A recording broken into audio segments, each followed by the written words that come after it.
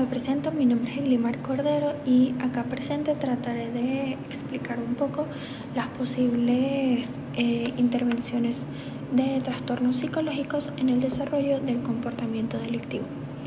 El estudio de la intersección entre el trastorno mental y el derecho penal es fundamental para determinar la responsabilidad penal y la imputabilidad de un individuo que comete un delito. Este análisis se basa en la capacidad de la persona para comprender la ilicitud del hecho y actuar conforme a esa comprensión. ¿Qué es el trastorno mental en derecho penal? En el ámbito jurídico, el concepto de trastorno mental o históricamente enajenación mental o alteraciones psicológicas se utiliza como base para determinar la imputabilidad de un individuo. La imputabilidad es la capacidad de ser responsable legalmente por un acto delictivo. El derecho penal no se enfoca en el diagnóstico psiquiátrico, sino en la repercusión funcional de la alteración mental sobre las capacidades cognitivas y volitivas del sujeto al momento del hecho. Un trastorno mental puede llevar a una de las siguientes situaciones: la inimputabilidad, si el trastorno anula completamente la capacidad de la persona para comprender la ilicitud del hecho o para comportarse de acuerdo con una comprensión. Conlleva a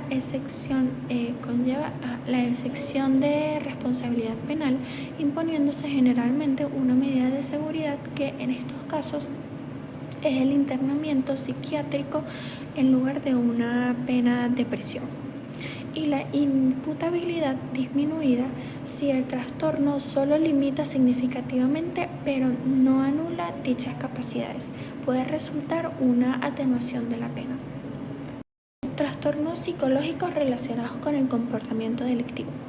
Si bien la mayoría de las personas con trastornos mentales no cometen delictivos, ciertas condiciones psicológicas han sido históricamente asociadas con el comportamiento delictivo, particularmente cuando están presentes en comorbilidad o sin tratamiento adecuado.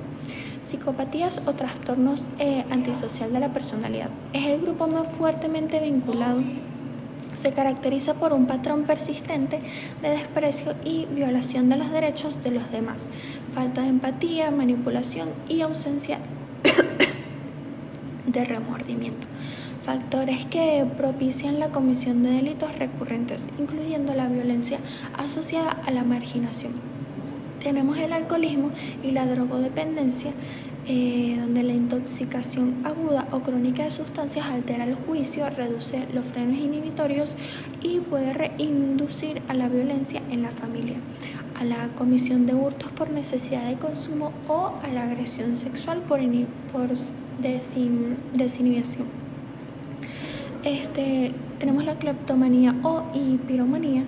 Son ejemplos de trastornos del control de impulsos que se manifiestan directamente como actos delictivos específicos, como el robo y provocar incendios respectivamente. Tenemos la esquizofrenia y otros trastornos psicóticos. La relación directa es baja, pero la comisión de delitos violentos graves es posible en una minoría de casos, generalmente cuando el delito está motivado por delirios o alucinaciones. Por ejemplo, actuar en respuesta a voces que ordenan el ataque o la defensa ante una amenaza paranoide. Tenemos el retraso mental, que es la discapacidad intelectual. No se relaciona con una mayor criminalidad violenta, pero puede aumentar una vulnerabilidad a ser utilizado por otros para cometer delitos menores o ser víctima de explotación. Relación entre trastornos de la personalidad y delitos. Los trastornos de la personalidad son patrones inflexibles y desadaptativos de percibir, relacionarse y pensar sobre el entorno y uno mismo. Estos trastornos están fuertemente ligados a la criminalidad, ya que afectan directamente la regulación emocional, el control de impulsos y la capacidad de establecer relaciones sociales normativas. Tenemos el trastorno antisocial de la personalidad o la psicopatía, como se mencionó, es el trastorno más relevante con una alta prevalencia en poblaciones penitenciarias. Se relaciona con delitos de violencia, estafa, abusos y reincidencia. Tenemos el trastorno límite de la personalidad asociado a la violencia impulsiva, especialmente en contextos íntimos o familiares, debido a la inestabilidad emocional, el miedo al abandono y la dificultad extrema para regular la ira. Tenemos el trastorno paranoide, donde puede conducir a actos violentos motivados por la convicción delirante de estar siendo agredido o perseguido, aunque su frecuencia en delitos es menor que el antisocial. La presencia de un trastorno de la personalidad afecta la imputabilidad penal solo si la desadaptación es lo suficientemente grave como para reducir la capacidad volitiva del sujeto al cometer el acto. Perfil delictivo y psicológico de individuos con trastornos mentales. El perfil psicológico del delincuente con trastorno mental es heterogéneo, pero se pueden identificar características comunes en los casos donde la enfermedad influye en el crimen. Aquí lo demostramos con un cuadro donde podemos ver el perfil psicopatológico, el tipo de delito común y la motivación central.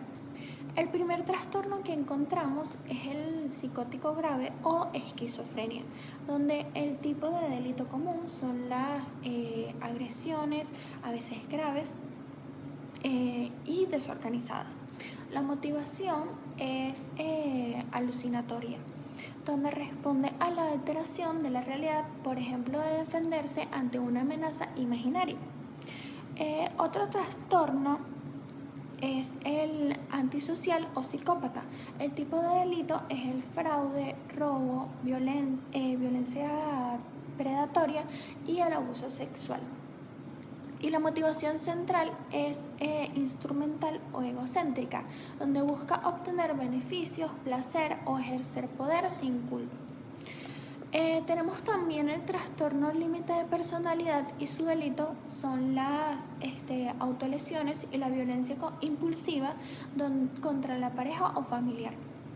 La motivación central es emocional reactiva, que es la reacción desproporcionada ante el rechazo o el abandono percibido. Por último, tenemos el control de impulsos como la piromanía o la cleptomanía, que es el delito específico es el incendio o el hurto.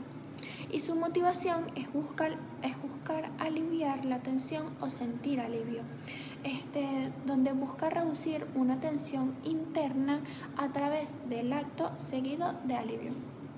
En general, la delincuencia asociada a un trastorno mental severo tiende a ser más imprevisible, menos organizada y menos instrumental que la delincuencia común o la asociada a la psicopatía.